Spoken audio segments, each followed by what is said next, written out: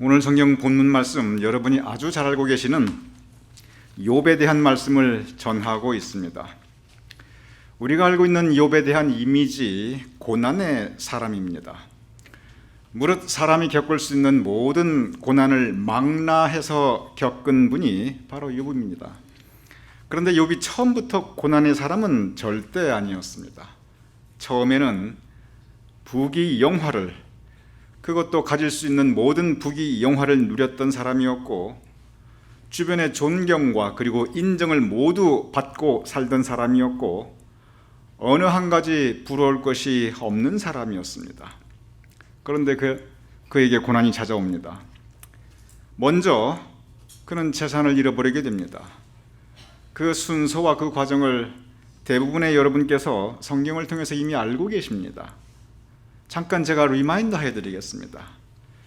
먼저 그가 재산을 잃어버리는데, 재산 잃어버리면서 그가 느낀 그 첨예한 고통은, 내가 이렇게 하루아침에 빈털터리가 되었구나, 그 상실감이 아니었습니다. 무엇에 대해서 더 큰 고통을 느끼냐면, 그동안 그게 다 돈이었구나. 사람들이 나를 보고 내 곁에 있었던 것이 아니라 돈을 보고 내 곁에 있었구나. 재산을 잃으니 사람들이 떠나가는구나. 재산이 없으니 마음을 얻을 수가 없구나. 이 부분에 욥은 더 큰 고통을 느끼게 됩니다. 두 번째로 자식을 잃어버리게 됩니다. 여기에 무슨 설명이 더 필요했겠습니까? 그는 깊은 슬픔에 잠기게 됩니다. 세 번째, 건강을 잃어버리게 됩니다. 건강 잃었을 때, 특별히 정말 꼭 필요한 건강을 잃어버렸을 때, 예를 들어 걸을 수 있는 능력이라든지, 독자적으로 자기 자신을 서포트할 수 있는 능력이라든지, 그때 마음의 고통은 당해보지 않으신 분들은 실감할 수 없을 정도로 심히 대단하다고 합니다. 그러니 여러분이 이렇게 교회 나오셔서 예배 드릴 수 있을 만큼 건강 지킬 수 있는 것 감사하시기 바랍니다. 이렇게 재산 잃고 자식 잃고 건강 잃어버릴 때, 바로 이 상태에서 욥의 아내가 하는 말이 있습니다. 욥기 2장 9절 이렇게 기록되어 있습니다. 당신이 그래도 자기의 온전함을 굳게 지키느냐? 하나님을 욕하고 죽으라. 참 덕이 안 되는 말입니다. 그러나 성경 말씀이니까 우리 좋고 은혜 되는 말씀도 한번 같이 읽어보고, 도대체 은혜가 안 되는 말씀도 한번 같이 읽어보지요. 우리 같이 읽어보겠습니다. 시작. 당신이 그래도 자기의 온전함을 굳게 지키느냐? 하나님을 욕하고 죽으라. 여러분, 저 아내가 저럴 수가 있느냐? 우리가 저런 성경 말씀을 보면은 욥의 아내를 쉽게 손가락질을 하기가 쉽습니다. 아니, 저렇게 함부로 망령된 말을 하다니. 다시 한번 생각해 보시기 바랍니다. 오죽하면 저런 말을 했겠습니까? 욥의 아내가 처음부터 믿음이 없었겠습니까? 그렇지 않습니다. 아주 신실한 여인이었을 것입니다. 그런데 재산 잃고 자식 잃고 건강 잃고 주변에 있던 사람들은 이제는 오히려 멸시천대하고, 그런 상태에서 하나님을 욕하고 죽으라. 다시 한번 생각하면 우리 가운데 저 말을 한 욥의 아내에게 돌을 던질 수 있는 사람이 누가 있겠습니까? 저런 경우 대부분 믿음 무너집니다. 대부분 하나님께 불평하고 욕하게 됩니다. 하나님을 욕하고 그 다음에 죽으라. 저기까지 가면은 사람이 살고 싶지가 않습니다. 욥의 이 전체가 이렇게 시작합니다. 그런데 우리가 욥을 생각할 때, 이 욥기 성경을 할 때 우리가 일반적으로 가지고 있는 3단계 도식이 있습니다. 일반적으로 우리가 가지고 있는 3단계 도식이 뭐냐면, 첫째 단계 고난이 왔다, 두 번째 단계 믿음 지켰다, 세 번째 단계 복 받았다. 그러니 우리 고난이 와도 믿음 지켜서 복 받자. 맞는 말씀입니다. 욥이 분명히 그렇게 기록되어 있습니다. 그런데 성경을 좀 더 깊이 묵상하면, 그 모든 고난을 경험하고 그 광야의 그 시간을 지나가고 있는 그 욥의 내면 세계를 들여다보면 이렇게 3단계로 도식화하기에는 너무 깊은 의미가 있습니다. 이렇게 간단하게 우리에게 그러니 우리 고난이 와도 참고 견뎌서 복받자, 물론 그것이 성경 말씀입니다. 그러나 그 이상의 훨씬 더 깊은 우리에게 주는 신앙의 교훈과 도전이 있습니다. 욥기가 전체적으로 42장입니다. 여러분, 성경의 42장이라는 것은 상당히 긴 책입니다. 엄청난 분량입니다. 욥에게 고난이 와서 믿음 지켰다, 이것은 전체 42장 중에 앞에 딱 1장, 2장, 2장에 불과합니다. 그래서 복받았다, 이것은 맨 마지막 42장의 맨 마지막 귀절 아주 짧게 기록되어 있습니다. 그러면 이 42장 중에 절대의 다수, 이 전체 무려 40장이 넘는 그 대부분의 내용은 어떠한 내용인가? 그것은 욥의 신앙적 갈등입니다. 욥의 영적 고민입니다. 내가 이렇게 힘든데, 내가 이렇게 고난받는데, 더군다나 상황은 나아지지 않는데, 내 앞에 소망도 별로 안 보이는데, 믿었던 사람들은 다 떠나갔는데, 그런데 도대체 이럴 때 하나님은 나에게 무슨 의미가 있는가? 바로 이 질문입니다. 이러한 상황에서 도대체 내가 믿음을 가지고 산다는 것이 무슨 소용이 있는가? 바로 이 신앙적 회의입니다. 이것이 사실은 욥 절대 다수의 욥 거의 대부분의 바로 그 갈등과 고민과 그리고 영적 도전, 바로 이것이 욥의 내용입니다. 욥이 믿음이 좋았다고요? 욥기 3장 1절, 2장 끝나고 곧바로 욥이 이렇게 말합니다. 그 후에 욥이 입을 열어 자기의 생일을 저주하니라. 힘든 일 많이 겪으면요, 하시는 표현들이 있습니다. 내가 너무 오래 살아서 이 욕을 보는구나. 내가 너무 오래 살아서 못 볼 꼴을 겪는구나. 욥은 한 단계 더 나갑니다. 내가 차라리 왜 태어났냐? 어머니 왜 나를 낳게 하셔서 내가 왜 이 꼴을 봅니까? 이 욕을 당합니까? 이 뜻입니다. 그런데 여러분 다시 생각해 보시기 바랍니다. 적어도 욥처럼 한 시대에서 부귀영화 누린 사람 없습니다. 적어도 그 성서시대의 욥처럼 존경과 인정을 받은 사람이 없습니다. 신앙적으로 욥처럼 하나님으로부터 높임받은 사람이 없어요. 의인이라고 했어요. 그런데 고난 닥치고 보니까 전에 그렇게 살았다, 나도 한때 부귀영화 누렸다, 나도 한때 존경과 인정받았다, 나도 한때 믿음 좋았다, 이거 다 소용없습니다. 내가 이래봐도 왕년에, 여러분 아무 소용없어요. 하나도 도움이 안 돼요. 이게 욥한테 아무 위로가 안 됩니다. 나도 왕년에 잘 살았다, 나도 한때 믿음 생활 잘했다, 내가 왜 태어났는가. 참 성경 말씀에 은혜가 안 되는 말씀도 우리 오늘 한번 읽어보죠. 자, 시작. 그 후에 욥이 입을 열어 자기의 생일을 저주하니라. 오죽했으면 저렇겠습니까? 우리가 성경 말씀 읽을 때, 야 믿음 없다 함부로 손가락질 하기 전에 오죽했으면 저랬을까, 감정이입을 하고 그 사람의 입장에서 깊이 들어가 보면 그 모습이 바로 우리의 모습입니다.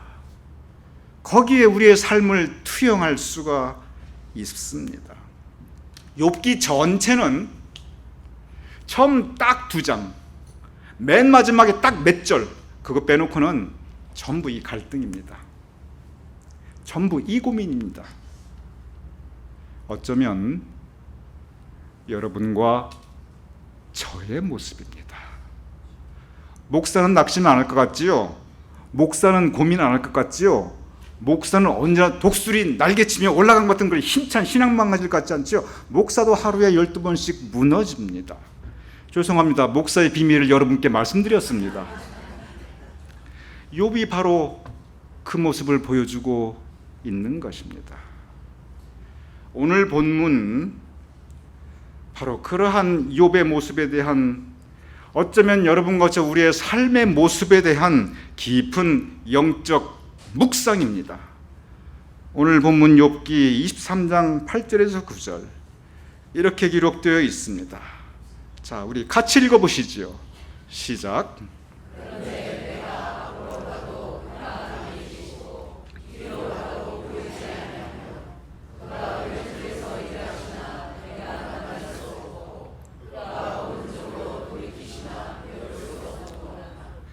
이거 보니까 욥의 표현이 상당히 점잖해졌어요.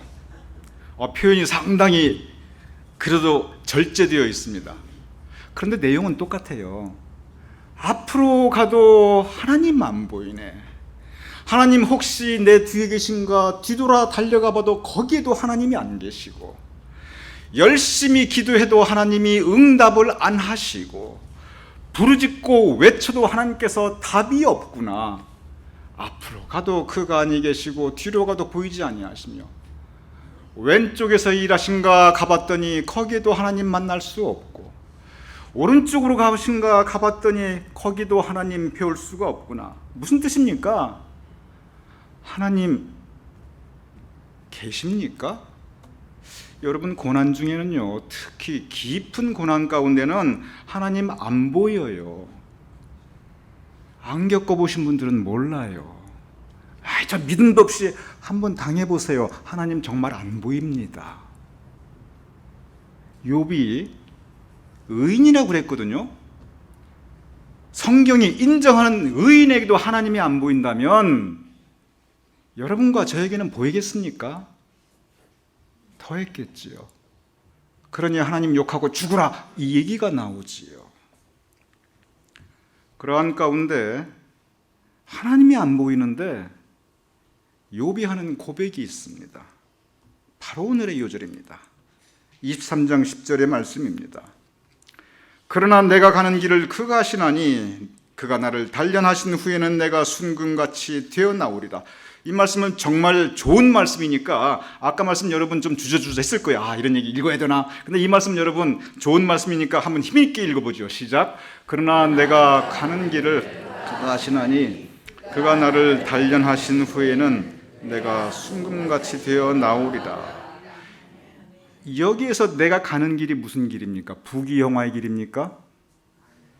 여기에서 내가 가는 길이 존경받고 인정받는 그런 영광의 자리입니까? 여기서 내가 가는 길이 내가 믿음 좋다고 내가 은혜 충만한 그 길입니까? 여기에 가는 길은 광야입니다. 가시밭길입니다. 사망의 음침한 골짜기입니다. 내가 하나님을 볼 수 없는데 그 바로 전에 그랬어요. 앞으로 가도 안 보이고 뒤로 가도 안 보이네. 도대체 어디 계시냐? 그런데 하나님은 내가 어디에 있는지 아시겠지. 나는 하나님이 안 보이지만 하나님은 나를 보고 계시겠지. 나는 하나님을 느낄 수 없지만 하나님은 나를 긍휼히 여기겠지. 하나님에 대한 마지막 믿음을 붙잡고 있습니다. 여러분, 저 믿음까지 놓치면은 우리는 일어날 수가 없어요. 점잖은 표현이지요. 절규하고 있습니다. 나는 하나님 볼 수 없지만 하나님 나 보시지요. 그러나 내가 가는 길을, 그러나 무슨 뜻입니까? 나는 하나님 볼 수 없지만 그러나 내가 가는 길을 그가 아시나니, 내가 가는 길을 그가 아시나니, 이 고난의 길을 나를 단련. 여기서 단련이란 말은 사실은 재련입니다. 철광석, 금광석 부수어가지고 그리고 순금 만드는, 순금이니까 금광석이겠죠. 그것이 단련, 재련입니다. 내가 순금같이 되어 나오리라. 여기서 이 부분 한번 여러분 묵상하시죠. 그가 나를 재련하신 후에는 내가 순금같이 되어 나오리라. 재련이라는 것은 혹독한 과정입니다. 금광석을 부수어서 불에 달구어 녹이고 그리고 맨 마지막에 남는 게 그게 순금입니다. 부수고 달구고 녹이는 거 모두 불순물을 제거하는 과정입니다. 부귀영화 다 없어졌습니다. 존경과 인정 다 부수어졌습니다. 자존심 다 무너졌습니다. 인간관계 다 깨져나갔습니다. 내가 은혜 받았던 거 다 사라졌어요. 내가 자랑했던 거, 내가 누렸던 거 철저하게 제거됩니다. 재련의 과정은 제거하는 과정입니다. 무엇이 남았습니까? 욥이 질문한 게 바로 그겁니다. 이제부터는 내가 무엇에 의지해서 살아나가는가? 내가 그동안 의지했던 게 다 사라졌구나. 부귀영화도 없어졌고 존경과 인정도 없어졌고 내 안에 충만했던 은혜도 없어졌고 인간관계 다 깨져버렸구나. 이제부터 내가 무엇을 붙잡고 살아나가는가? 바로 이 질문입니다. 여러분 가슴을 열고 질문해 보시기 바랍니다. 이것이 바로 여러분의 질문입니다. 그리고 이것이 바로 목사의 질문이기도 합니다. 목사의 비밀을 또 여러분께 알려드리겠습니다. 목사도 저런 질문 합니다. 내가 지금부터 무엇에 의지하여 살아나갈 것인가? 내가 지금부터 무엇에 의지하여 목회할 것인가? 내일 모레면 6.25입니다. 69주년입니다. 딱 1년 모자라는 70년입니다. 이 땅에 6.25가 터진 지 1년 모자라는 70년입니다. 한민족 5천년 역사 가운데 3대 전란이 있습니다. 첫 번째 임진왜란. 부서지고 깨지고 달구어지고 다 녹아내렸습니다. 병자호란. 부서지고 깨지고 달구어지고 다 녹아내렸습니다. 세 번째가 6.25입니다. 부서지고 깨지고 달구어지고 다 녹아내렸습니다. 얼마 전에 제가 아는 분하고 대화를 한 적이 있습니다. 그분께서 그분 어머님에 대한 말씀을 하셔요. 그분이 바로 이 6.25 전쟁을 겪고 그리고 이북에서 내려오신 분이세요. 6.25를 직접 기억하시는 분이라면 최소한 적어도 70 중후반 이상입니다. 적어도 70 한 후반 정도는 되셔야 6.25를 기억을 해요. 아마 중반까지도 머리 좋은 분들은 기억하실 수 있어요. 그러니 그분도 최소한 70 후반 정도는 되셨겠지요. 근데 어머님에 대한 말씀을 하시면서 무슨 얘기를 하시냐 하면 이 한국의 아파트라는 게 요즘은 여러분 이 키 가지고 들어가는 데가 없어요. 다 뭐냐면 이 키패드입니다. 이 네 자릿수를 딱 번호를 누르면 키가 딸깍하고 열리는데 이게 문제가 되는 거예요. 어머님이 이 숫자 4개를 도무지 뭘 입력을 해도 기억을 못 하시는 거예요. 생일로 넣어봐도 금방 잊어버리시고 자 우리 럭키세븐입니다. 7777 그것도 잊어버리시고 근데 이 키패드 이 네 자리 넘버를 기억을 못 하시니까 이게 문제가 되는 거예요. 밖에 나가셨다가 집에 들어올 수가 없는 거예요. 여러분 이게 심각한 문제입니까? 하찮은 문제입니까? 아주 심각하지요. 그러다가 어느 날 어떤 숫자가 생각나서 그 숫자를 넣었더니 그래서 그 숫자로 암호를 봤는데 글쎄 이 어머님이 그 다음부터는 이걸 절대 안 잃어버리는 거야. 딸깍딸깍 따고 들어옵니다. 일주일이 돼도 안 잊어버려요. 한 달이 지나도 안 잊어버려요. 딸깍딸깍 잘 따고 들어와요. 그래서 그 번호로 모든 비밀번호 다 싹 바꿔버렸답니다. 그 마법 같은 숫자가 뭐냐면 저한테 말씀하셨는데 그게 1414. 이게 무슨 뜻이니까 그분이 일사후퇴 때 내려오셨대요. 그 어머님이 일사후퇴 얘기를 얼마나 많이 하시고 일사후퇴 얘기만 눈이 번쩍번쩍 뜨시는데 평생 들은 얘기가 나 일사후퇴 때, 나 일사후퇴 때. 그래가지고 비밀번호로 1414 해놓으니까 그 다음부터는 딸깍딸깍 잘 들어오시더랍니다. 뭘 기억해도 넣어도 기억 안 하시던 분들이에요. 이게 무슨 뜻입니까? 그 어머니 나의 가는 길, 그 어머니 인생 가는 길에 그 기억의 가장 큰 중심에 자리 잡고 있는 것이 바로 일사후퇴예요. 그 6.25예요. 그분만 그렇습니까? 의외로 이북에서 내려오신 분들이 많으십니다. 그때 당시 주로 이북에서 내려오신 분들이라면 적어도 지주, 땅 많이 가진 부자였거나 특별히 교육자였거나 적어도 그 시대의 지도자였습니다. 그런데 가장 많이 내려오신 분들이 누구냐면 기독교인들이었어요. 공산당이 처음부터 기독교 신앙에 대한 탄압을 했던 게 아니에요. 역사적인 기록을 가만히 보면은 신앙의 자유가 분명히 있었어요. 그런데 왜 기독교인들이 탄압을 받았냐 하면 여러분 우리 한국 근대사 역사 아시지 않습니까? 한국 기독교가 다 이 미국 선교사들이 와가지고 고아원도 세우고 병원도 세우고 교회도 세우고 온통 한국 기독교는 다 미국판입니다. 학교도 세우고. 그리고 그때 미국 선교사들 많이 들어와 있었어요. 그래서 그때 당시 기독교 하면 미국과 가장 가까웠습니다. 심지어 이승만 대통령도 다 미국통이었어요.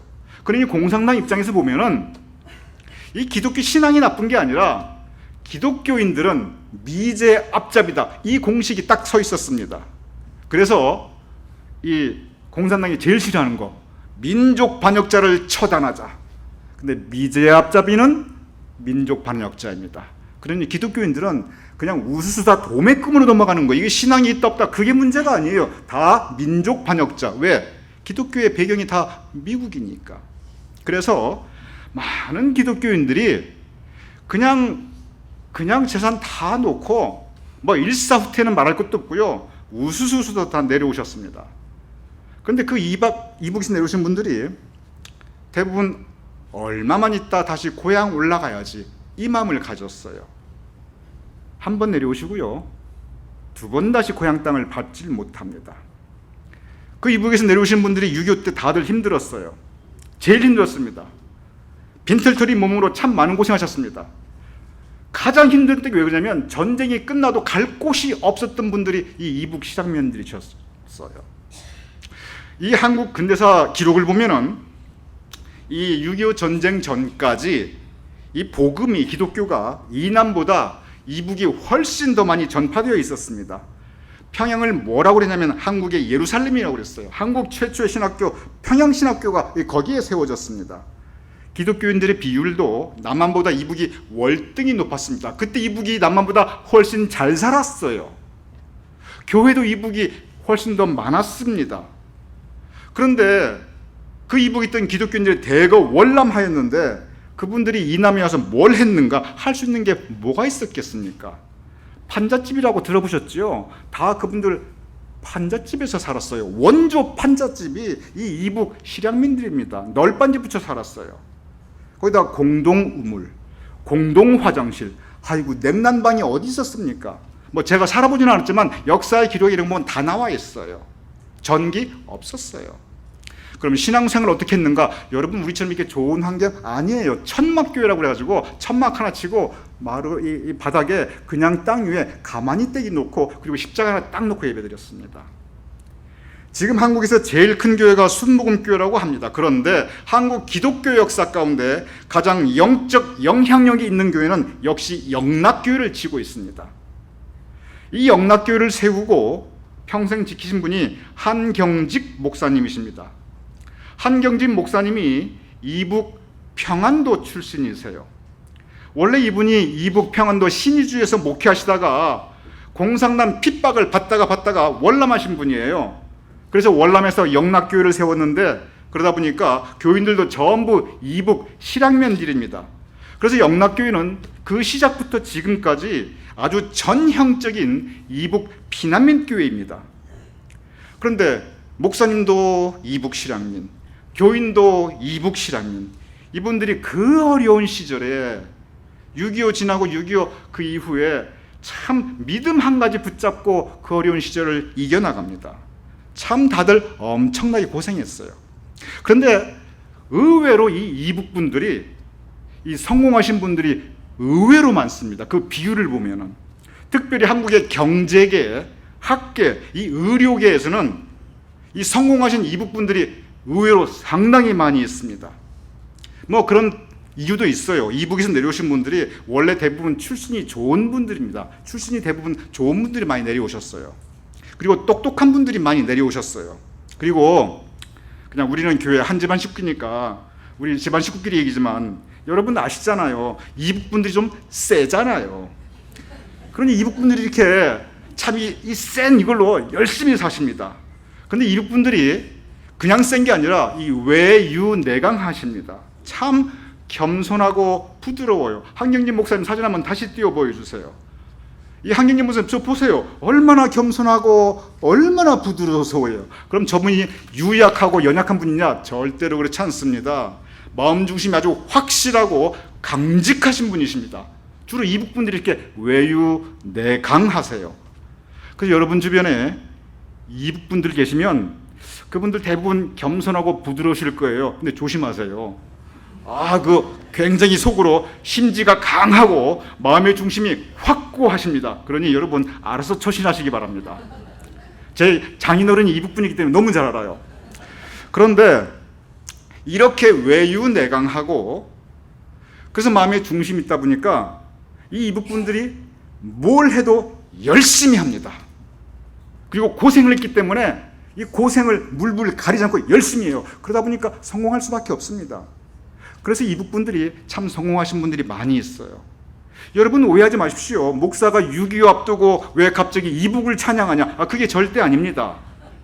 제가 관심을 가지고 오늘 말씀을 드리고자 하는 것은 뭐냐면 이 6.25를 겪은 이북 출신 기독교인들이 한결같이 하시는 말씀들이 있습니다. 여러분 주변에 6.25 겪으신 이북분들 계시면 한번 대화 나눠보세요. 어느 순간엔 그 얘기 꼭 합니다. 그게 뭐냐면 6.25 때 하나님이 나를 지켜주셨다. 그 어려운 때 하나님께서 나를 보호하여 주셨다. 이 감사의 고백이 있어요. 적어도 이북 월남하신 6.25 겪으신 1.4.5태 겪으신 그분들 어느 순간 반드시 그 신앙 고백이 있습니다. 그때 하나님께서 나를 지켜주셨다.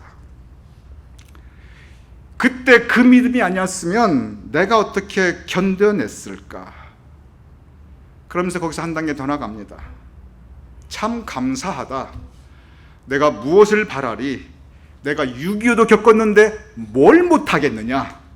그 시련, 그 고난 다 겪었는데 아이고 저거 나는 할 수 있다. 이런 영적 자신감들이 그분들 마음속에 있습니다. 그 감사의 고백, 고난 역경 시련이 와도 내가 믿음 가지고 나가겠다. 그 간증, 그것이 바로 순금 같은 믿음입니다. 6.25라고 하는 1.4.5T라고 하는 그 재련, 그 단련의 과정이 그분들로 하여금 그 순금 같은 믿음을 가지게 한 것입니다. 오늘 욥 바로 그 순금에 대해서 우리에게 말씀하고 있습니다. 욥기 23장 10절 다시 띄워주세요. 오늘 본문 말씀입니다. 그러나 내가 가는 길을 그가 아시나니. 내가 가는 길, 여러분은 지금 어떠한 길을 가고 계십니까? 그것이 고난의 길일 수도 있습니다. 그것이 영광의 길일 수도 있습니다. 그런데 여기에서 가는 길은, 이 길은, 욥이 말하는 이 길은 하나님이 안 보이는 길이에요. 그러나 하나님이 안 보이는구나. 그런데 그가 나를 단련하실 후에는 1.4.5태 때 하나님이 보이셨겠습니까? 이북분들이 6.25 지나면서 그분들 앞에 눈에 하나님이 보였겠습니까?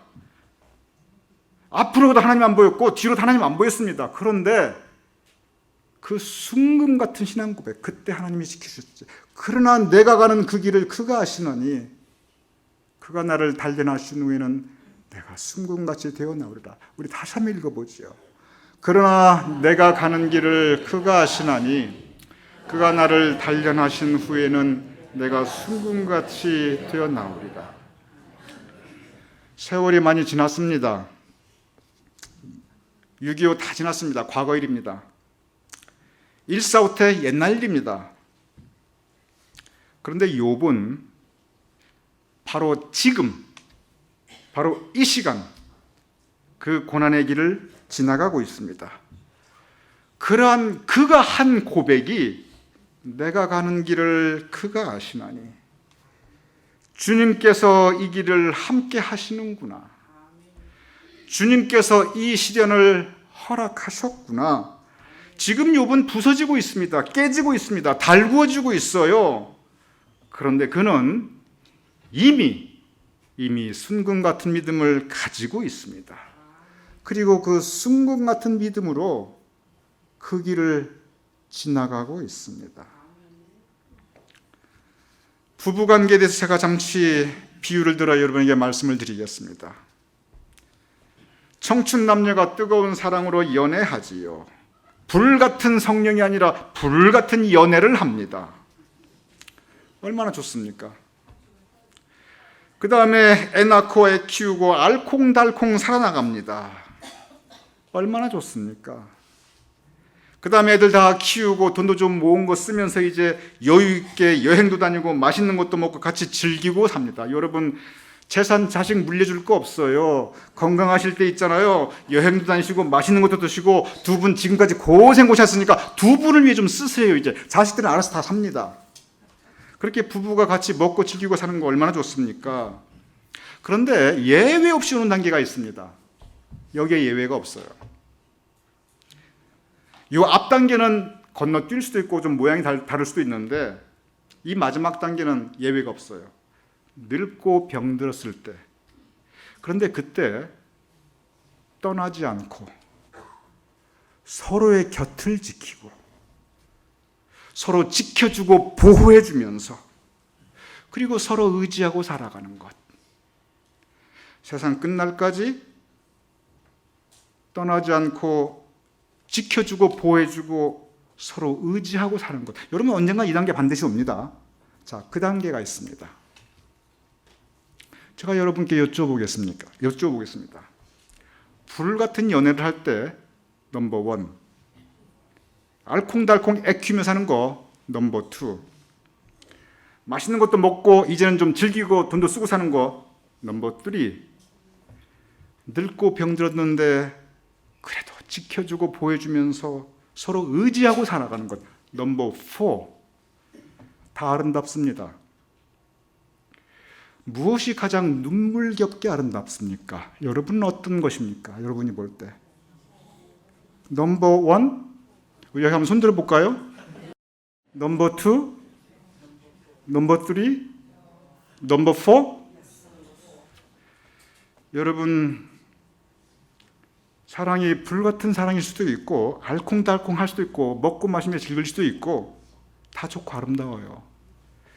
가장 아름다운 사랑, 눈물겹게 고마운 사랑, 그것은 늙고 병들었을 때 떠나지 않고 지켜주고 보호해주고 서로 의지하며 사는 것입니다. 힘들 때 곁에 있는 것, 나에게 아무 소망이 없을 때 그래도 나와 함께 영생을 바라보는, 바로 여기에 가장 아름다운 사랑이 있습니다. 그렇다고 한다면 우리의 신앙생활은 어떻습니까? 맨 처음 예수님 만나 은혜 체험하고 성령 체험하고 불같은 성령, 그럴 수 있습니다. 내 마음에 은혜가 충만하고 성령이 충만하고 알콩달콩 재미있게 신앙생활 할 수 있습니다. 기도하는 것들이 이루어지고 소망이 이루어지고 하나님께 감사하고 찬양하고 그럴 수 있습니다. 그런데 고난이 왔어요. 내가 지금 무너져 내리고 있습니다. 부서지고 있습니다. 깨지고 나가고 있어요. 그런데 그 고난의 길을 하나님과 함께 하고 있습니다. 그 믿음 내가 붙잡고 내가 지금 살아가고 있습니다. 여러분께 여쭤보겠습니다. 넘버 원, 불같은 성령보다 뜨겁고 은혜 받고 넘버 원. 넘버 투, 은혜 충만하고 감사하고 찬양하고 넘버 쓰리, 하나님 감사합니다 이것도 주시고 하나님 감사합니다 저것도 주시고 모든 게 잘 돌아갈 때 넘버 포, 고난 가운데도 하나님 떠나지 않고 그 고난 가운데도 나는 하나님 안 보이는데 그래도 하나님이 나 지켜주시겠지, 그 하나님을 의지하면서 마지막 순간까지 그 믿음 붙잡고 살아가는 그 애절한 신앙, 여러분은 어떤 것이 가장 아름다울까요? 하나님 보시기에 어떤 믿음이 가장 귀할까요? 여러분 똑같습니다. 우리 영적 생활이 우리 현실 생활과 별로 다르지가 않아요. 욥이 바로 그것을 우리에게 가르쳐주고 있는 것입니다. 이스라엘 역사를 보면 다윗 왕국, 솔로몬 왕국 대단했습니다. 가장 영화롭고 가장 좋았고 가장 은혜 충만했고 가장 힘이 있었어요. 그거 별로 성경에 많이 나오지 않습니다. 성경에서 계속 너희는 기억하라, 너희는 기억하라. 광야 생활입니다. 인생길은 제가 아직 환갑도 안 돼 있는데 제 정신 연령이 한 80은 되는 것 같아요. 제가 굉장히 정신적으로 성숙한 사람입니다. 근데 제가 살아보니까 인생길은 근본적으로 광야인 것 같아요. 근본적으로 광야길입니다. 그러기에 우리에게 순금 같은 믿음이 필요합니다. 순금 같은 믿음, 고난 중에 주님 붙잡고 살아가는 것입니다. 이제 성령 강림절이 지나고 우리가 12월 초 강림절까지 성령 강림 주간을 계속 지나게 될 것입니다. 요한복음 14절 16절 이렇게 기록되어 있습니다. 그가 보혜사를 너희에게 주사 영원토록 너희와 함께 하리니, 그가 보혜사를 너희에게 주사 영원토록 너희와 함께 하게 하리니. 여기에서 너희는 바로 여러분과 저이고, 예수님께서 이 말을 주실 때는 바로 돌아가시기 하루 전날입니다. 이제 고난이 닥쳐올 텐데, 이제 시련이 닥쳐올 텐데, 이제 재련, 부서지고 깨지고 무너질 텐데, 그런데 성령님을 너희에게 주사, 보혜사가 성령님의 다른 말입니다. 근데 보혜사가 저 보자가 도울 보자입니다. 도와주시는 분입니다. 은혜로 도와주시는 분. 무슨 뜻입니까? 우리 인생길, 광야길 가는 동안 외롭지 않으니, 성령께서 함께 하시니 우리 하나님과 함께 하자. 이것이 성령 강림주간 전체의 1년의 반의 주제입니다. 우리 가는 길 성령님이 함께 하신다. 우리 가는 길, 우리는 하나님 못 봐도 하나님이 우리를 지켜보호해 주신다. 순금 같은 믿음으로, 유교와 같은 그런 삶은 지난다 할지라도 순금 같은 믿음으로 세상을 이기며 살아갈 수 있는 저와 여러분이 될 수 있기를 주님의 이름으로 축원합니다.